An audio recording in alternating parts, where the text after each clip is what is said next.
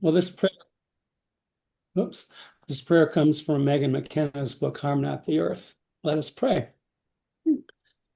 God, you who are our creator, our maker and keeper, who has brought us into light, drawing forth our souls into life by your word and design, your desire to share your life with each and with all of us, come to our rescue.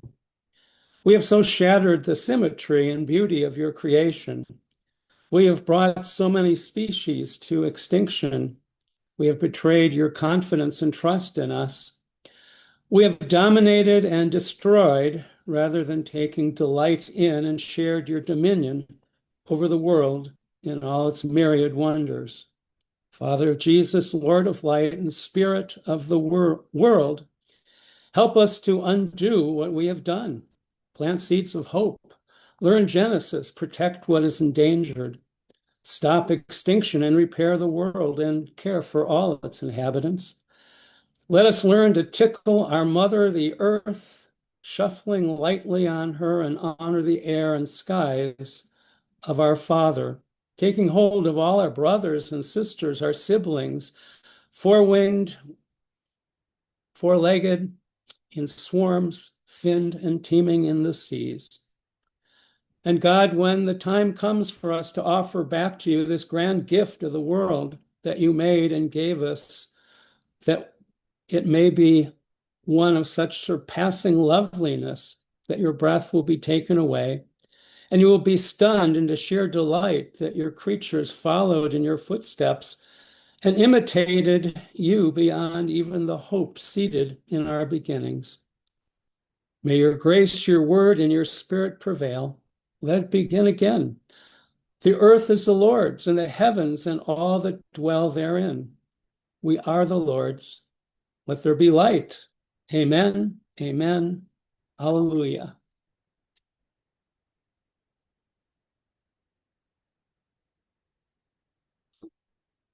So,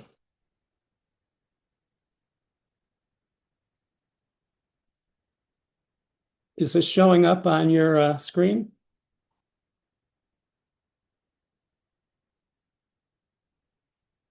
Yes, no? Sorry, I was muted. It is not showing up. Okay.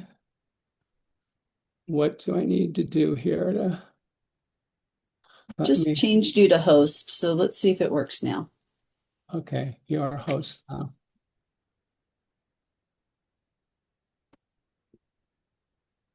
Any luck? Let me go back and see if there's a. Okay. Okay. Let's see, slideshow.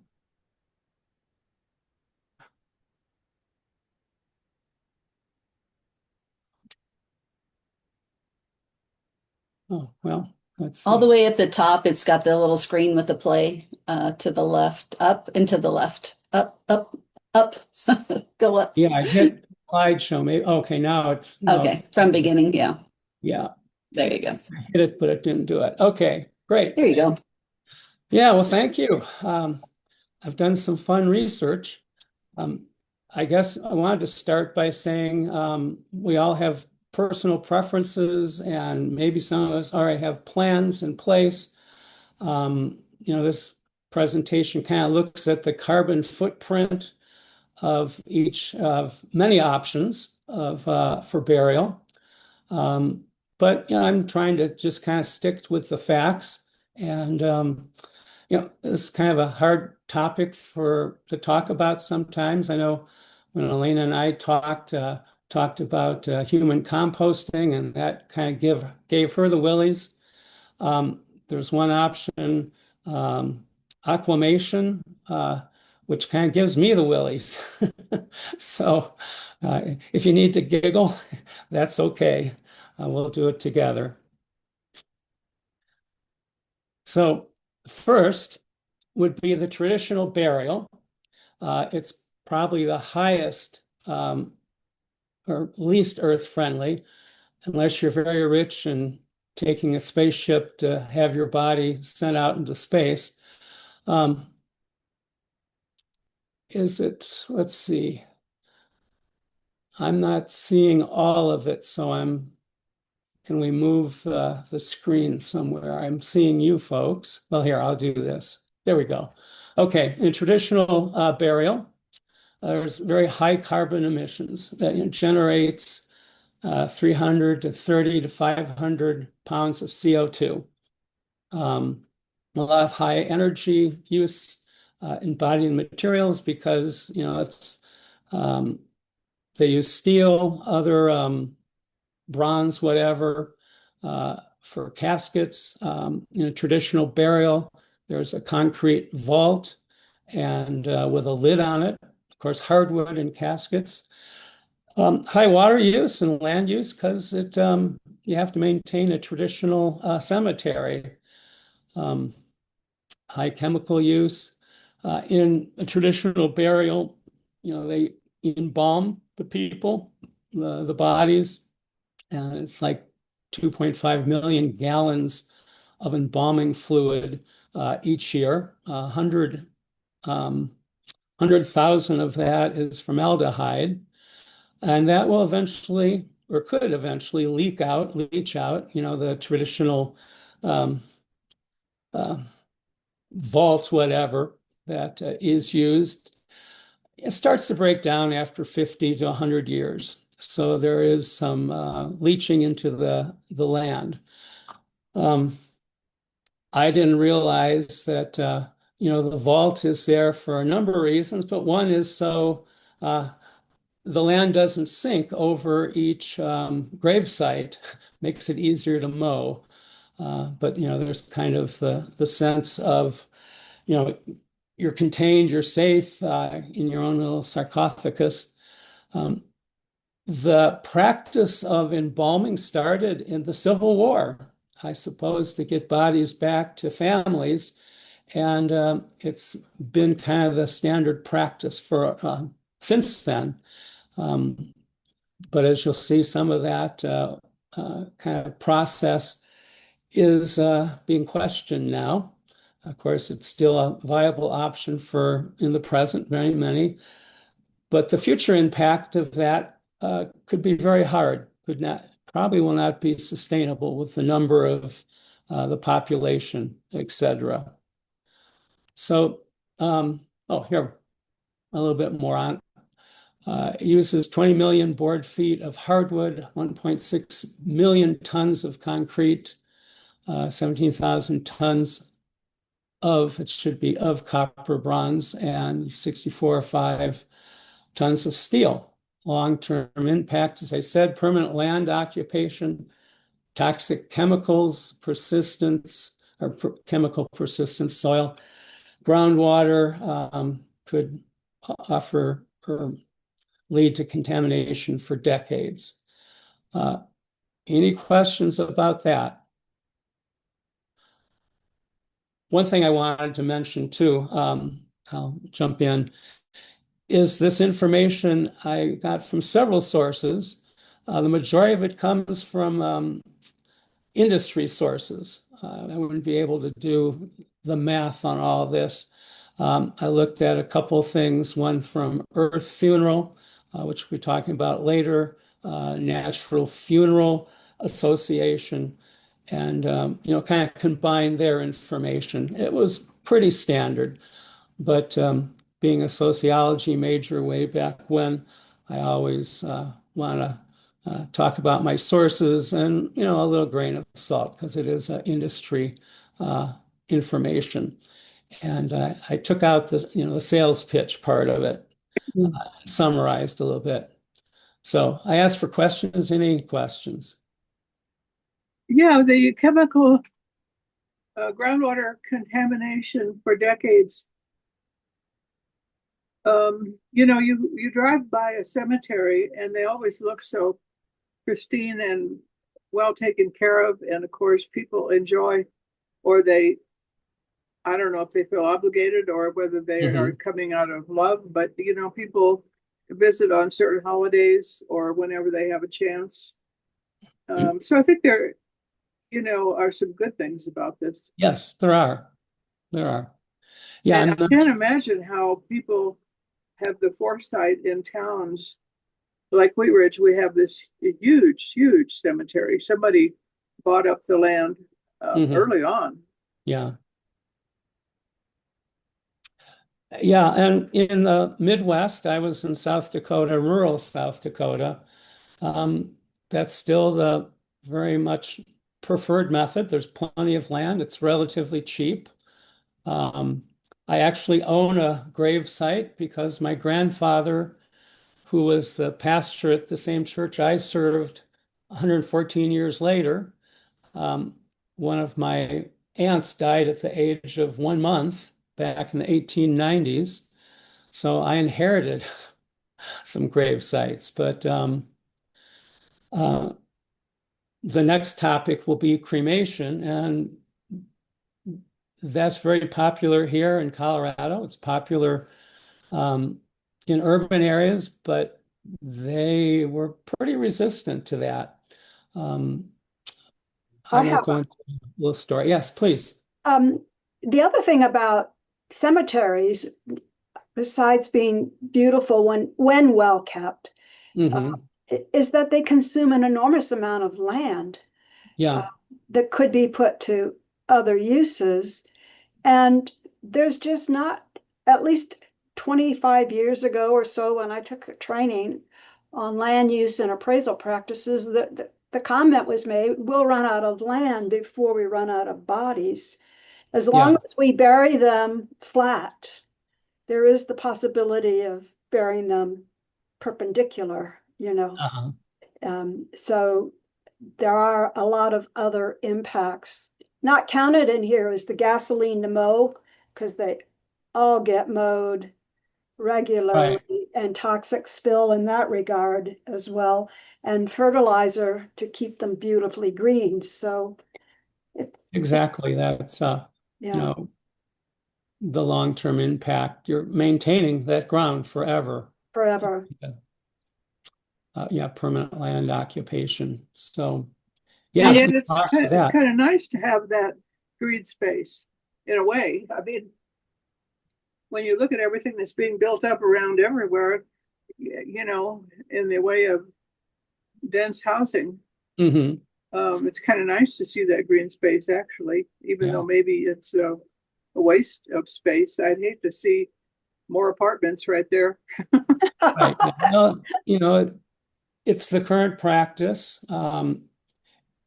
Cremation is becoming much more popular now. Let's move on to that I'm not because, sure if Paula had a question on that. Her oh, hand was It, raised it, at one oh, I'm it's point. sorry. more of a comment, just how in Europe, when the cemeteries got full, then they would just exhume the bodies and put them in ossuaries and then reuse the spaces in the nice, pretty cemeteries again for other people. Right. Yeah. Yeah, As they long do. as you could pay for it. Right. Yeah. Yep, they do. Well, and there are some other options. We'll look at natural burial, and that also uses land, but that's typically like a green space that isn't as intensive care as traditional cemetery. Cremation, again, it has a high carbon emission, 500 to 535 pounds of CO2 is expelled into the atmosphere. High energy use requires natural gas, propane to maintain, 1,400 to 1,800 degree Fahrenheit for 2 to 3 hours. So you could see the energy use. Long-term impact, emissions of CO2, various chemicals in our bodies, particularly mercury, often in our fillings in our teeth. And some I didn't realize untreated ashes can disrupt the soil water health. My wife Sandy was cremated. That was what we'd talked about, and her death was rather sudden, so we didn't really have much time to talk about other options. But I have little bags of her ashes and take them to scenic places. So I need to be a little bit more careful. I'm spreading them pretty widely. So, but if you just dump the whole canister, I guess that can really harm the soil because it's very alkaline and other hard chemicals in that. The upside is you're not using up land for that basically. But you can spread it somewhere that's special, or the ashes somewhere special to you. Or some churches have, I think, Elena, you said your church has a place that people can spread the ashes if they'd like. So you can find a place, but it isn't the same as going to a traditional cemetery. Again, that was very big in South Dakota. Every Memorial Day, we'd gather at Stordahl Cemetery and have a church service and put flowers on the graves. I mean, there's really something to that as well. Questions? You can also bury your ashes though at the cemetery. Oh, yes, you can. Yes, you can. Yeah. Yes, you can. Yeah. My in-laws are buried, their ashes are buried, and their dog's ashes too. So that's now possible. Just curious, Michael, the relative cost differential between the traditional and the cremation, do you know roughly how much of it there is? Yeah. Traditional is more expensive. I didn't include that figure in there. I don't know if I had that. No, I just did more the carbon impact. I think traditional is around 7,000, Yeah. 8,000. It can go up a lot more depending on the casket you choose and other things. I think cremation's around 4,000. So it's less expensive. That makes it popular. I mean, for Sandy's cremation, we paid just about 4,000. We did have a friend make an urn, so we didn't have to pay for that. It was donated and, much more unique and special for that. But, so around 4,000, 5,000 for cremation. Probably the cost has gone up a little. Yeah. Another pro of the cremation is I prefer a real green burial, but you could run into problems with crossing state lines. And so if you have ashes, those cross state lines easily. Yes.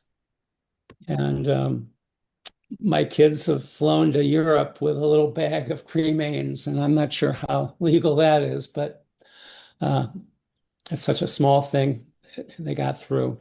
I put some of my daughters in a calcium pill bottle and took it to Africa. So yeah, there's ways that get around that. It kind of sounds like pills in there. Yeah. So.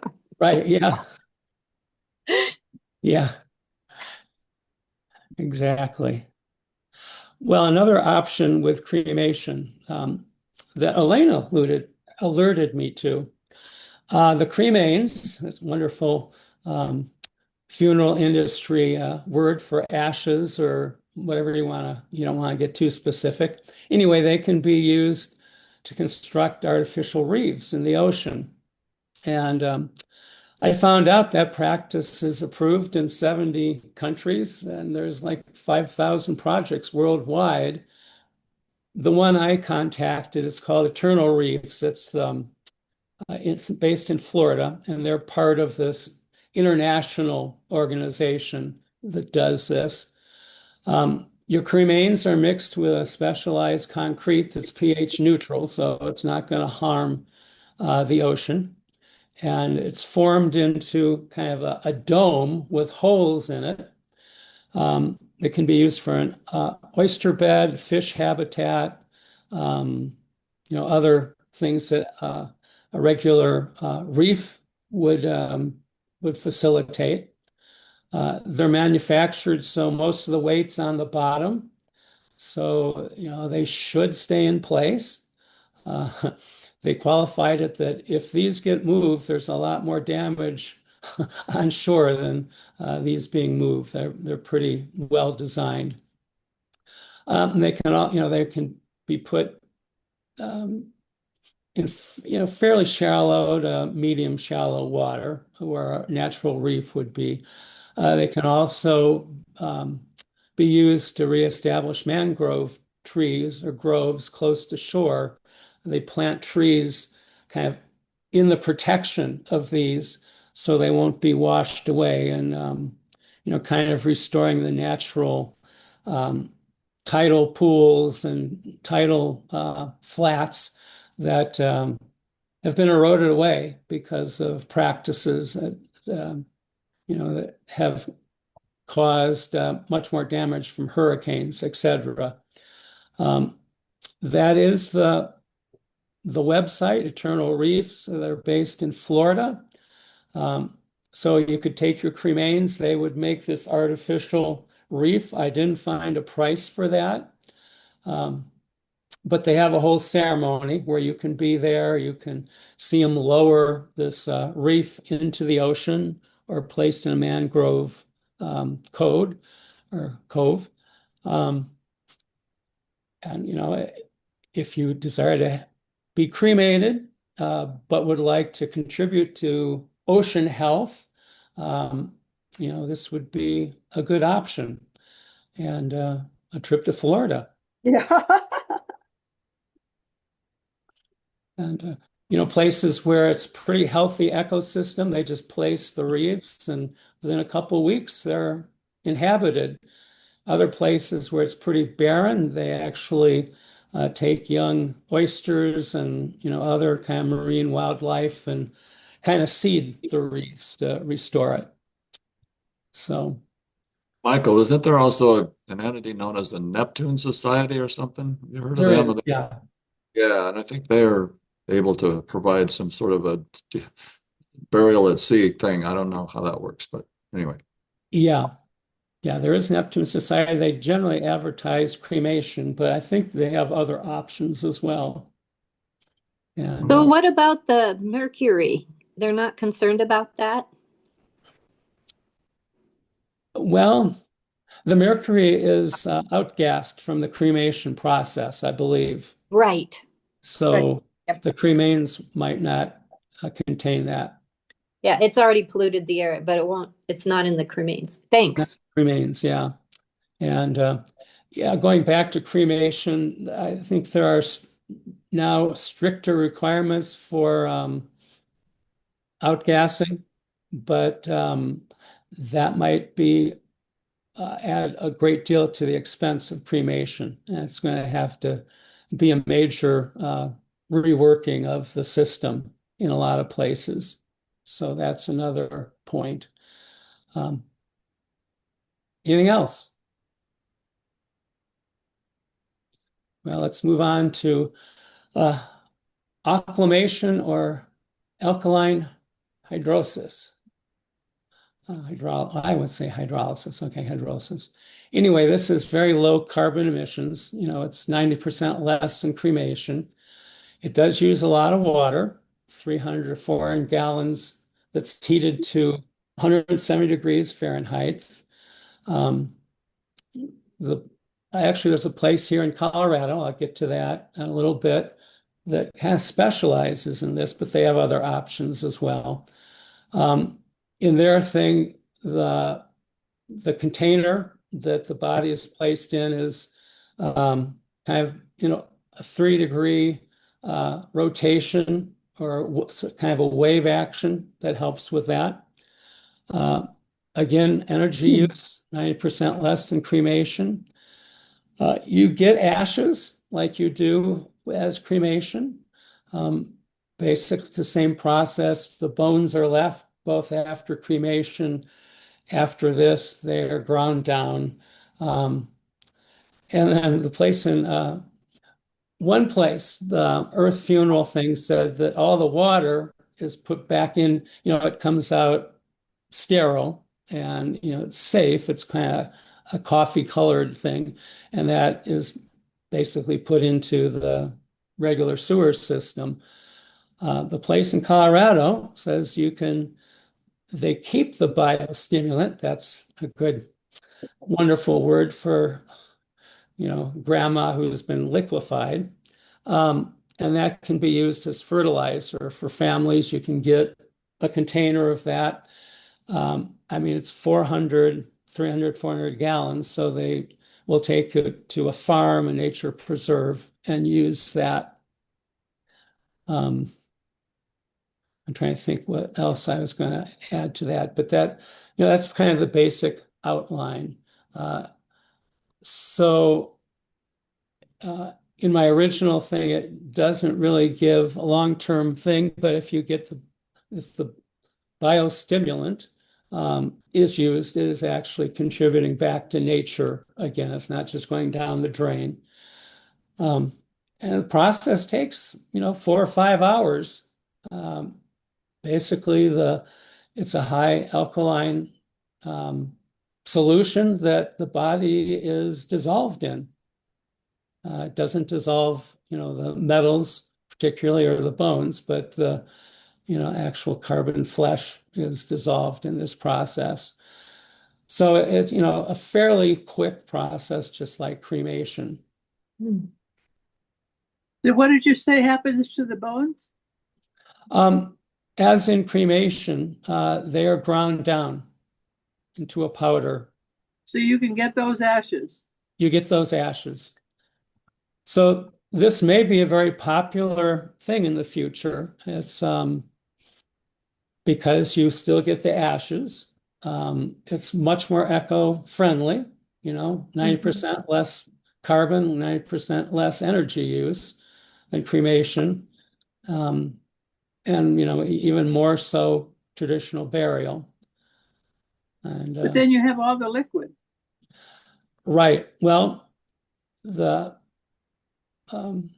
will come up later. I have the website and the phone number, but in Lafayette, there's a funeral home that kind of specializes in this, it seems, and they will take that water and take it to a nature preserve or organic farm, and that water, that biostimulant, will be used as a very effective fertilizer because it has all those chemicals. But the family doesn't in your really have body. anything to do with that part.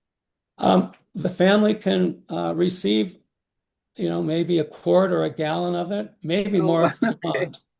want. And you can use it on your favorite tree or mom's favorite rose bush. Michael, there's Yeah. a company, mortuary, that specializes in this particular process called Be a Tree at Federal and 16th. I've gone through their Okay. tour of the facility and looked at the container, and they have arrangements with open space and particular spaces and cemeteries to deliver the water to, or you can choose the name, Be a Tree. They'll plant a tree and use the water, etc., to take care of that new tree. Okay. It's I found it an interesting alternative to going up in flames. Right. Yeah. Yeah, so yeah, Be a Tree. So that's the name of the company or the mortuary. Okay. I've seen that. I didn't. Yeah. Do either of you have an idea of the cost? I think it's about the same as cremation, Yeah. is what I heard. I looked at the website of this funeral home in Lafayette, and I think they're also in Fort Collins. And they said it's comparable in price to cremation. And it'll Be a Tree. I've seen that. I just didn't register that was That's kind of what it's all about. It's sort of not something you can divine from the title. Yeah. Well, I Google different things and you get, what comes up on top. And I did, did a little dealing.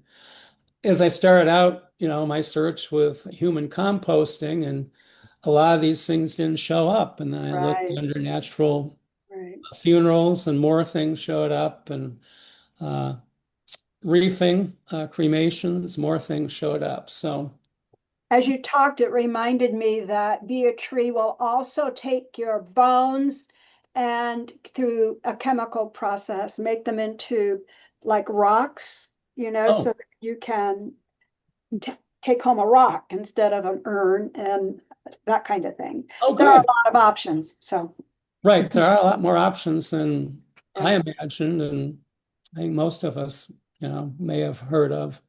Yeah, it'd be similar to, the eternal reef, I Yes. assume. Yeah. Yeah. Yeah. If you have resources you want to share, put it in the chat and I can copy them and put them into the email. So, Okay. Okay. Well, it's my last slide, I think. oh, So, no, I mean other people aside from you, Michael. oh, Obviously, I have all your stuff, but if okay. anybody else has stuff to add, put it in the chat. Oh, I see. I understand now. Yeah. Yeah. Just an aside, a fish, the first modern cremation facility was opened in Italy in 1869, where they're using, fossil fuel to cremate, not just a funeral pyre. But cremation was very unpopular because people remembered, burning witches. Yeah. Yeah. And but in recent years, it's probably the most popular option in the country. But even as late or 1970, only like 2 or 3% of people wanted to be cremated. So it's becoming much more popular. Green burial. So that's much more natural burial, no formaldehyde, no chemicals. It's actually carbon negative. It sequesters 25 pounds of CO2 instead of expelling it into the atmosphere. Very low energy use, no embalming, no vault, no casket manufacturing. You can bury it in a simple wooden casket or a cloth shroud. Minimal fossil fuel use. It does have high land use, just like a traditional cemetery. It still requires burial plots, but they're, typically higher density than conventional, and often they're much more like a nature preserve. Um, you create thousands of acres or conservation parks or green belts in cities where that would be possible. I suppose you don't want to be by a water source, ecological corridors in urban areas, etc. Um, there's probably no markers or minimal markers, no gravestones. Picture a nice pastoral scene with trees and natural grass. So if you want to visit your deceased, you go to a nature preserve. You probably have GPS access to where they're buried. It would, the ground would be more undulating because it's a natural burial. And this is becoming much more popular as well because it is a better green option, and you're actually contributing back to the earth. So how do you find out where it's legal to bury your beloved? It is legal in Colorado. And again, my last slide is where in our synod there are cemeteries that allow natural burial. But you can't do it in your backyard. Yeah, no. I think if you're on a farm, you might be able to do it, but you need to check that out. Planning department. Yeah, yeah. Uh, The professor, there's Yeah, a go ahead. professor at LSTC, Ben Stewart, who had a guest come in who ran one of these big green burial sites, Uh-huh. a park reserve in Ohio. And this Yeah. was this was like 2016, so a long time ago when I lived in Chicago. But what was interesting was they explained how by burying the bodies at a much shallower, not 6 feet down, but more like 3, Right. that it, like in 18 months, the body is decomposed. It's reusable. It's, it's life. And that was interesting. And as you explained, they would give a GPS, and maybe there was a rock there and maybe there wasn't, but it wouldn't be guaranteed that it'd be there in the future when you came to visit. Yeah. And it was just very, it was very neat to see the park that they had. It did not look like a cemetery. It looked like where we go hiking in the mountains. It was, Right. and unfortunately, you'll probably talk about them, but we went to visit one in Evergreen, and man, it was not pretty. They said they did natural burials, but there were these sunken rectangles that were by a road, no trees. Didn't look at all like a park. Yeah. And so they're not all equal. No, no. Just like the rest of the world, it's not all equal, but ideally it would be, a very natural looking place. And yes, thank you for mentioning that you're buried much more shallow. You're in the active biological zone or Mhm. biome. At 6 feet, your body isn't really contributing back, but at 2 or 3 feet, the body decomposes and sequesters Mhm. the CO2, contributes to the land. So it has a positive long-term impact. And again, that might be a much more viable option in the future when we're running out of land in cities and we really can't, responsibly use it to build more traditional cemeteries, or it'd be very expensive. Well, and would it possibly be harder for the federal government to take back and turn into buildings? If it's in areas that are wholly sacred sites, then you've got a reserve for animals. You have a park Yeah, that maybe they can't repossess. maybe. That's a good thought. Yeah, exactly.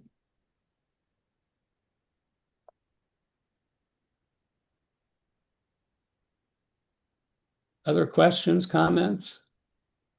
I'm assuming all of these different methods are handled by mortuaries of one form or another, and they can make sure that there is in place a way to transport your body should you die in South Carolina, want to be buried in Colorado. Mhm. They all have some kind of, well, that's a question, assuming they all do, but do they all have a similar transport arrangements and things like that? Um, well, my big reveal is I've chosen, I think, coming up next, the human composting. And so what I've talked to the people about, I've, talked to several places. There's no place, well, take it back. There is a place here in Colorado I wasn't aware of when I started. And they have arrangements with a local funeral place, a mortuary, who will take your body, put it in refrigeration, pack it in dry ice probably, and fly it out to their facility because they're out of state. They do hope to be in Colorado soon, but with everything going on, they couldn't give me a definite date. So I've signed paperwork, shared it with all my kids that this is what I want and this is who you contact. So let's talk about that right now. Soil transformation, that's a nice term for it. It's human composting. Another term is terramation, Yeah. back with cremation. But It's carbon negative. It stores about 600 to 1,000 Wow. pounds of CO2 when soil is used for restoration, and that companies that do that, all that I've researched, will provide that soil to land projects, to reforestation. You can get some back for your family. You can use that just as you would, the others, the biostimulant. That's what I was looking for. You plant it around your rose bush, trees, whatever. Energy use is very low, and the places I talk to are powered by renewable sources. I obviously can't guarantee all of them are, but the two I listed, Earth Funeral and Recompose, both use renewable resources. Both started in Washington State, which is where it was first legalized. It's now legal in Colorado, and I think like 13 other states or something. Chemical use, there's none. There are no formaldehyde, no embalming fluids. Resource consumption, very low. Only organic materials like mulch, wood chips, wildflowers. There's no casket, no vault, no toxic inputs. Very positive long-term impact, restores ecosystems when it's used for restoration, improves soil health. I mean, if you like, you can use it for vegetables. I don't know if I would, but for plants, trees, etc. You get about a cubic yard of soil, so it depends on like any other composting, carbon, nitrogen mix. They kind of balance your body weight and other aspects of your body with the amount of other organic things. When you're cremated, the body can be dressed in your favorite clothes. It doesn't matter. With this, they put you in a shroud. So that's an option that's not there because it needs to be a compostable shroud. Let's see okay, I'll get to this in a second. And as I said earlier, big reveal, this is what I've chosen. And Recompose.life, they were the original people that really brought this into the law. The lady who started it, I think it's Catherine Spade, did the homework, found out that, human or composting of animals, farm animals, had kind of a long history. So it was certainly possible to compost human bodies. They've been doing animals, livestock for hundreds of years. And so she kind of refined the process. She has a degree in design, but very bright lady, and petitioned the Washington legislature to make it legal. Did the research and with others as well to make sure it was a safe process. So she really started it. Now the cost at Recompose is about $7,000. And if you're here in Colorado, you have to add on transportation costs. Earth Funeral is also in Washington, but they're now located in Las Vegas and California and some places on the eastern part of the country. Again, they hope to be here in Colorado. So the directions I left for my kids, indicates, well, this is where I want to be taken. This is the process. This is the number to call. They'll make all the arrangements. Presently, if I was to die, there would be additional cost to transport my body. That's probably around $3,000. Earth Funeral said that their cost is about 6,000, 5,700. And they would take out a cut of their cost. So it would be about the same for me. Because they put into their cost, they will pick up bodies all over, not all over, wrong word, throughout Washington State, throughout Idaho, down to Oregon. So they put into their cost the cost of transporting a body. So that might make it a little less expensive with them. Here locally, the two places I found, naturalfuneral.com, that's in Lafayette, and Loveland, not Fort Collins, excuse me. And the Natural Funeral Directors Survey said that 54% of citizens are interested in green funeral options, so it's becoming more popular. One survey said that 70% of US people prefer cremation now over traditional burial. But these are some other options that might lower that number a little bit. Here are cemeteries that offer natural burial plots that I found. There might be more, but Rose Lawn in Fort Collins, which is a Catholic cemetery, Colorado Burial Preserve in Florence, Natural Burial Ground in New Mexico, Belen, and in Georgetown, Texas, Brookshire. I could not find any place in Utah, sorry. And there may be more. I mean, you mentioned a couple others here. So this is what I found on the Natural Funeral Directors list. But I think there is one in Littleton. At least there's a cemetery that allows natural burials. Okay.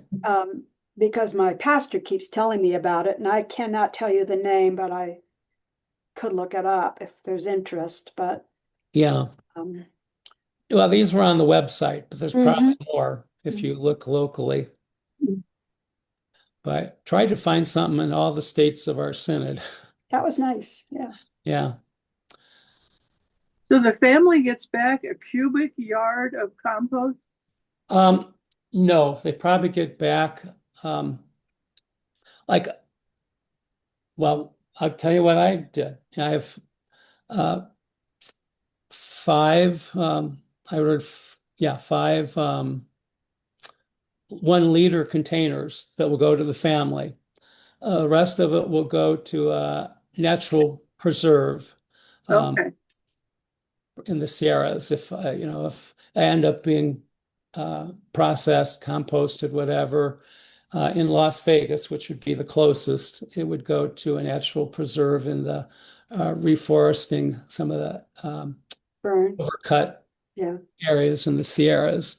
If you're in Washington State, it goes to the Olympic Peninsula.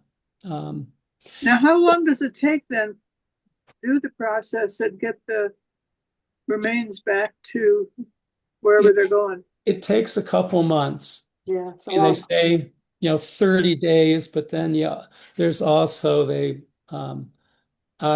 it's kind of a container that's fairly sealed. Humidity is the right, warmth is the right temperature. Recompose and Earth Funeral use kind of a cylinder that is rotated, so it's very efficient composting. Natural, what was the natural funeral place? They just use kind of a solid box container. It isn't rotated. So yeah, you would count on 60 days, maybe 30 days in the regular container, and then they allow it to kind of finish off composting in a bin. But yeah, unless Recompose will give you the whole thing if you want. If you have a pickup truck, it's about 150 pounds of soil.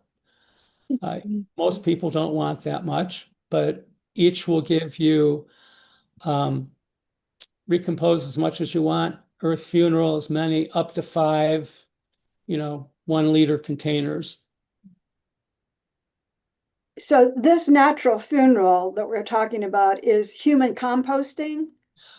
They seem to, they will do human composting, they will do Body in the aquamation ground? Yeah, and or, natural burial. okay. Yeah. I got a little confused about, and a natural barrier, there wouldn't be any soil, would there? Because you're in the No, ground. no. So it's just No. human composting that generates soil. Aquamation Yes. generates water. Right. Cremation generates ashes. Yep. And And yeah, aquamation also generates some ashes, if you will, as well. well, leftover bones and Right, yeah. About the same apparatus. amount as you get with a, cremation. Yeah. I really wonder about because in Islam they do not treat the body. They just wrap it in a shroud and put it in the ground. And there's Yeah. so I just wonder if you can just have an Islamic burial even though you're not. Mhm. Right, and a Jewish as well. They bury Yes. very quickly. Mhm. Yeah, within 3 days. But do they do anything to the body in Judaism though? I know they clean it No. and stuff, but Yeah. no preservation or anything, just ice. Right. No. Yeah, Right. so I guess if you went to one of those funerals, I mean cemeteries, you can just be Yeah. like Right. I suspect, with Earth Funeral that the funeral parlor that would be local could well be a Jewish funeral parlor or mortuary, Mhm. because they'd be better equipped. Yeah. And they're already in the process. They're not going to try to strong arm you into being embalmed, because that cancels It's not it. what they do. Yeah. Right. I mean, if you're Yes. embalmed, you're out of luck as far as most of these other options, Right. other than cremation. Mhm. Yeah, as far as religion, I don't know of any hesitation for Lutherans. Roman Catholic Church has said natural human composting is not something they think is a good thing. I don't know how strict it is, and I'm not sure what they do about They that. used to not like cremation either, so Right. Yeah. Right, yeah. I don't know if they still do, but still oppose it. But I know lots of Catholics who've been cremated. So right, yeah. And I've run into some very conservative Christians who are afraid that if their loved one is cremated, that they can't be resurrected, Right. which Right. of course doesn't go real far if you do much research in the Bible. But anyway. Exactly, yeah. But yeah, that's the concern. I imagine that's the concern of the Roman Catholic Church, because they've generally been against cremation, and because you can't be bodily resurrected. Then Michael, I was just going to mention real quick that the Natural Funeral Company Mhm. did a presentation at our church, Oh, one of our other congregations under our roof. I think it was either the Episcopal or the Ecumenical Catholic folk. uh-huh. Presentation by the Natural Funeral people, and I happened to be able to pick up one of their nice Oh, wow. slick, as you could tell, Uh-huh. brochures, and it goes into quite a bit of detail about not just the burial process, how you want that done, whether it's water, green, body composting, or flame cremation, Mhm. but of course they're a complete funeral service entity, so they will help with planning what kind of a service you want and all that stuff. And Yeah. so yeah, it's very looks like very well done, and in terms of what they can do. But I just thought I'd mention that. Yeah, good. Well, I figured if you want to do further research, these Mhm. sites would be helpful. And the same with Earth Funeral and Recompose. They will, they have a viewing room. You can, instead of a graveside, you can watch the body being put into, the composting bin, whatever, tube. Yeah. Yeah. Great. Thank you, Michael. You are welcome. Thank you. On Good this. afternoon.